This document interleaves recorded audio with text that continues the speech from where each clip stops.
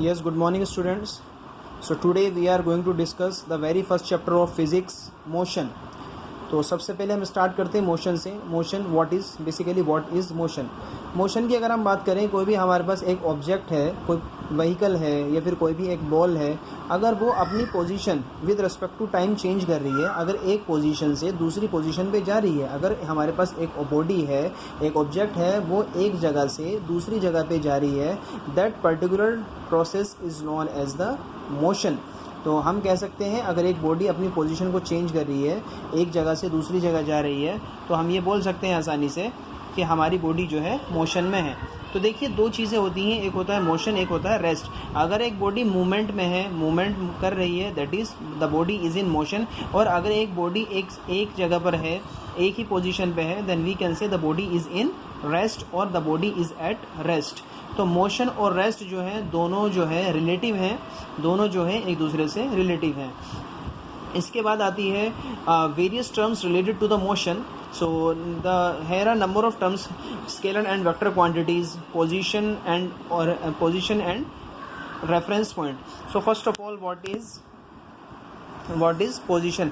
देखिए अगर हमारे पास कोई भी एक ऑब्जेक्ट है, अगर हम एक ऑब्जेक्ट लें और हम उसकी जो है लोकेशन को अगर देखें, सपोज़ करिए हम जो है अपनी स्टडी टेबल पे बैठे हुए हैं और अपनी स्टडी टेबल के सामने हमारी जो है एक जो है सीनरी लगी हुई है. तो ये जो सीनरी है, ये जो सीनरी की जो पोजीशन है, दैट पर्टिकुलर पोजीशन, ये जो सीनरी की जो लोकेशन है, so the location of scenery is known as the position of the scenery.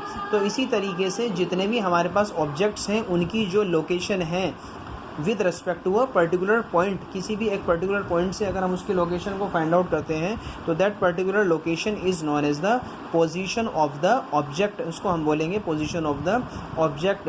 और जहाँ से, जिस पर्टिकुलर पॉइंट से हम जो है उसकी पोजीशन को मेज़र कर रहे हैं, उसकी पोजीशन को डिफाइन कर रहे हैं, that particular point about which the position of the object is defined is called reference point और origin. उसको हम बोलते हैं रेफरेंस पॉइंट और ओरिजिन.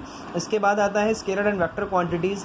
स्केलर क्वांटिटीज़ और वेक्टर क्वांटिटीज़ आपने पहले भी पढ़ा हुआ है 8th क्लास में, तो इसको एक बार फिर देखिए. स्केलर क्वांटिटीज़ जो है are those physical quantities with which we can associate only magnitude, जिनमें सिर्फ मैग्नीट्यूड होता है. और वेक्टर क्वांटिटीज़ हमारी वो होती हैं in which we associate magnitude along with the direction. Magnitude का मतलब होता है नंबर्स की कितनी उसकी वैल्यू है, कितना उसका अमाउंट है. अगर हम स्केलर क्वांटिटीज़ की बात करें तो स्केलर क्वांटिटीज़ का एग्जांपल होंगे मास, टाइम, डिस्टेंस, स्पीड एक्सेट्रा. और अगर वेक्टर क्वांटिटीज़ की बात करें तो वेक्टर क्वांटिटीज़ के होंगे examples weight, displacement and velocity etcetera. फिर उसके बाद जो है बात आती है डिस्टेंस की. What is a distance. तो डिस्टेंस की अगर बात करें तो डिस्टेंस जो है हमारा एक्चुअल पाथ है covered by the body. Distance is the actual path covered by the body. तो डिस्टेंस जो है हमारा एक्चुअल पाथ है, एक्चुअल लेंथ जो हमारी बॉडी ने कवर करी है इररिस्पेक्टिव ऑफ द डायरेक्शन, बिना किसी डायरेक्शन के. तो ये है हमारा डिस्टेंस.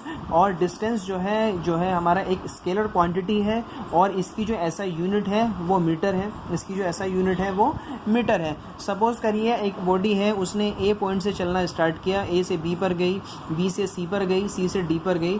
तो एक बॉडी जिसने ए पॉइंट से चलना स्टार्ट किया था और डी पॉइंट तक उसने ट्रेवल किया है, उसने लेंथ कवर करी है. तो जितना डिस्टेंस उसने ट्रेवल किया है, जितना पाथ, जितनी लेंथ उसने कवर करी है, that particular length is known as the distance of our distance covered by the body. That particular length is known as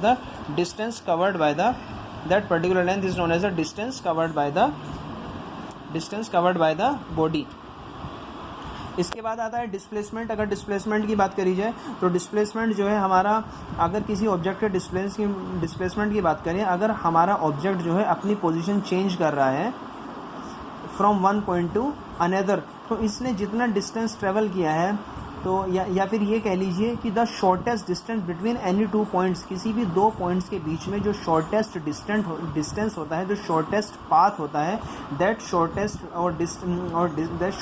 path और distance between any two points is known as the displacement. या फिर हम ऐसे भी समझ सकते हैं कि distance with direction is known as displacement. Distance, वो डिस्टेंस जिसमें डायरेक्शन गिवन है, that particular distance is known as, is would convert into displacement.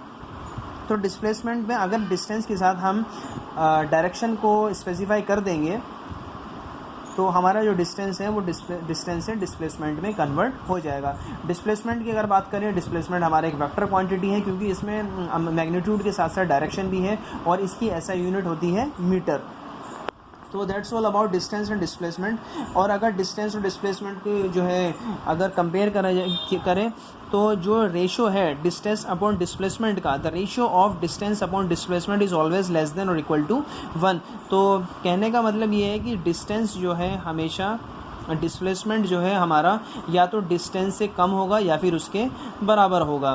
तो अगर एक बॉडी है वो जो है एक ही डायरेक्शन में मूव कर रही है, ओनली इन वन डायरेक्शन, तो जब हमारी बॉडी सिंगल डायरेक्शन में मूव करेगी तो उस केस में डिस्टेंस और डिस्प्लेसमेंट दोनों बराबर होंगे। Distance and displacement would be equal in that case.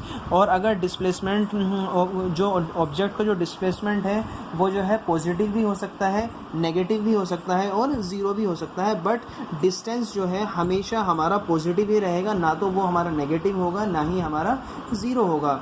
सो ये जो है हमारा डिस्टेंस हमारा जब भी होगा हमारा पॉजिटिव होगा और डिस्प्लेसमेंट जो है हमारा पॉजिटिव, नेगेटिव और ज़ीरो कुछ भी हो सकता है। So that's all about distance and displacement and rest of the topics we will discuss in our next video lectures. So till then, thank you.